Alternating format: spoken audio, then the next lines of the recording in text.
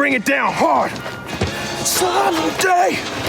Lately, it's felt like there's been nothing but bad news coming out of DC's movies and TV shows. The Batgirl movie has been canceled and thrown into a vault. The Arrowverse is all but dead, and we're probably not going to get any of those J.J. Abrams-produced DC shows we were promised. But every streak of bad luck has to end eventually, and the winds are finally shifting in a better direction at Warner Bros. Discovery. Fresh off the opening weekend success of Black Adam, Warner's has revealed that James Gunn and Peter Safran are heading up the reorganized DC studios. This is hardly the first time we've been promised that DC will become a Hollywood force to rival Marvel Studios, but with Gunn and producer Peter Safran steering the ship, we finally have reason to be optimistic. Let's take a closer look at why this shakeup is exactly the sort of good news DC has been needing.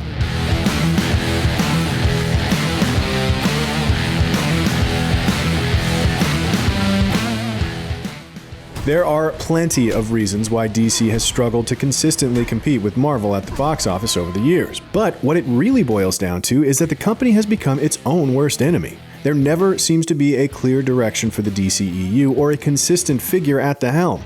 Marvel has benefited from Kevin Feige's vision and leadership ability. DC, by comparison, has cycled through countless executives, with every corporate shakeup resulting in new leadership and yet another strategic pivot.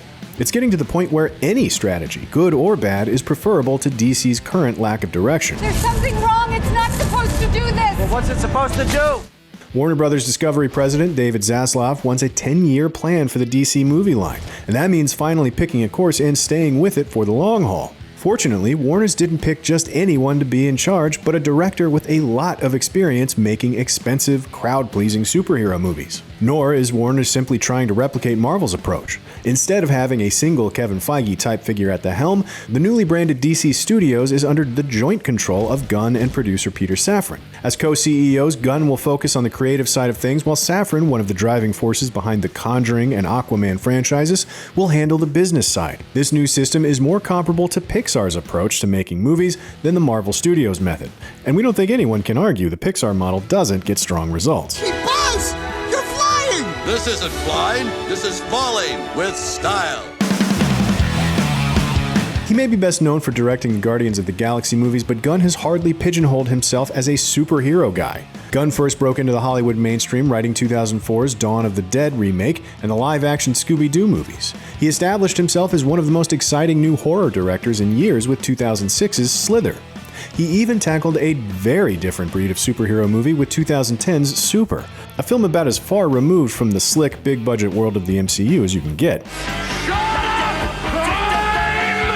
Gunn is clearly a filmmaker comfortable wearing many different hats. He's a screenwriter and director, and even a pretty talented musician to boot.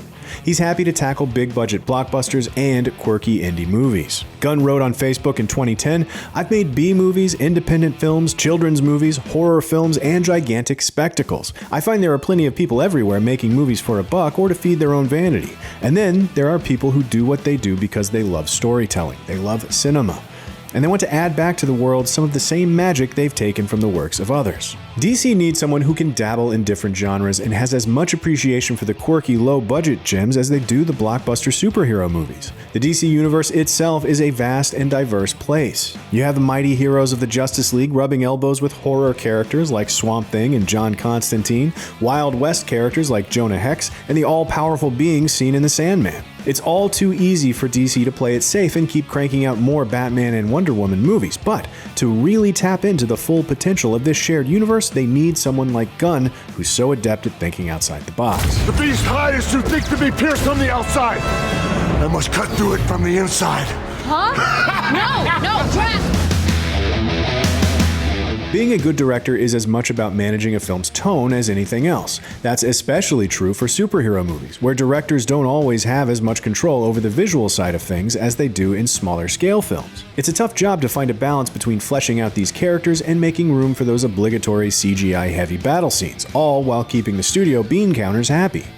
This is one area where even Marvel has begun to struggle lately.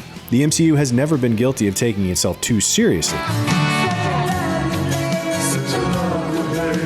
But things have gone a little off the rails in Phase 4. The post-Endgame films have struggled to create a sense of danger or stakes for our heroes.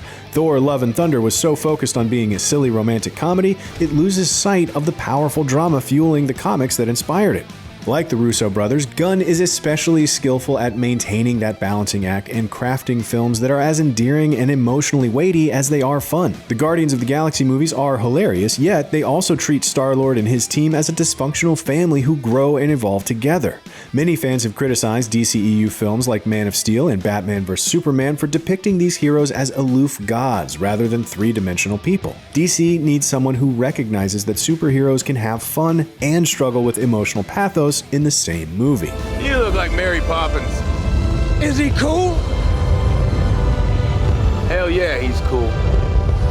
I'm Mary Poppins, y'all! As much as DC has struggled to measure up to the MCU on the big screen, they've often had the upper hand on the small screen. Doom Patrol and Harley Quinn both rank among the best shows on the air right now, superhero or otherwise. And while its star is fading these days, the Arrowverse proved it was possible to create a thriving small-screen universe of interconnected superhero shows. That being said, Marvel has DC beat in one important area. They've cracked the code for building a shared universe where both movies and shows can coexist and build on one another. Sure, there were some growing pains for a while, as shows like Agents of S.H.I.E.L.D. and Daredevil had a pretty one-sided relationship with the larger MCU, but with the advent of Disney Plus and new shows like WandaVision and Loki, TV has become every bit the driving force that films are in the MCU. How do you have these? Oh, we actually got a lot of those. Yeah, some of the guys use them as paperweights. DC is still figuring that out, as most of their current live-action series take place in self-contained universes. They couldn't even pull off a shared universe between Titans and Doom Patrol, despite the latter technically being a spin-off of the former. And while it seemed like J.J. Abrams might lead the charge with his Justice League Dark shows, it's now looking increasingly unlikely any of those series will see the light of day. Only Gunn has been successful in crafting a TV series that's meaningfully connected to the DCEU. His Peacemaker series picks up where 2021's The Suicide Squad left off, even cramming in a few familiar faces from the movies in the process.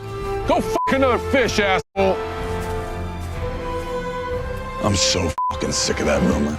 Peacemaker sets an example that DC clearly wants to follow, as the Batman is also poised to get several TV spin-offs in addition to a sequel film. There's no reason DC's movies and TV shows can't work together as a cohesive whole, and Gunn might be just the guy to finally get that ball rolling. Superman's an alien. He's got a poop fetish. What? Out of here. Oh yeah. He uberliebe's the old Scheiße, as I understand it.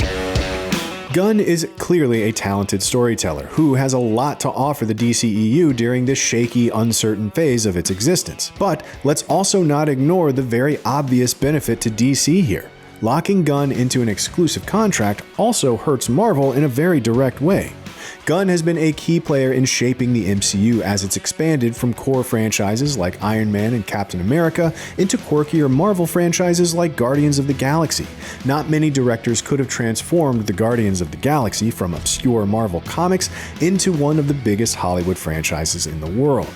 I've mastered the ability of standing so incredibly still that I've become invisible to the eye. And as we've explored already, Gunn is one of the best when it comes to combining blockbuster fun with real emotional stakes. He thinks I'm some stupid thing, he does!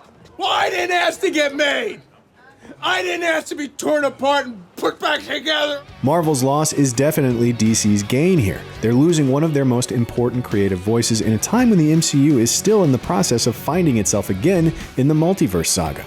It's easy to imagine a world where Gunn had remained with Marvel after wrapping Guardians of the Galaxy Volume 3 and taken the lead on one of the upcoming Avengers movies. That's clearly not happening now. DC's locking down Gunn may be an early move in a talent war we often see on the comic book side of things. Both companies have a habit of tying up top-selling writers and artists in exclusive contracts, thereby denying the competition the fruits of their labor. Warner's also recently signed the Batman director Matt Reeves into a first-look deal, suggesting we won't be seeing Reeves playing in the MCU anytime soon.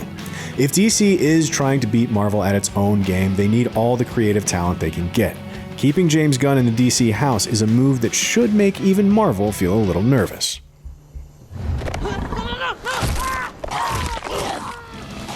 Do you think Gunn is the guiding hand the DCEU needs right now? Will DC finally become a Hollywood force to rival Marvel? Let us know what you think in the comments, and be sure to like and subscribe to IGN wherever you like to watch.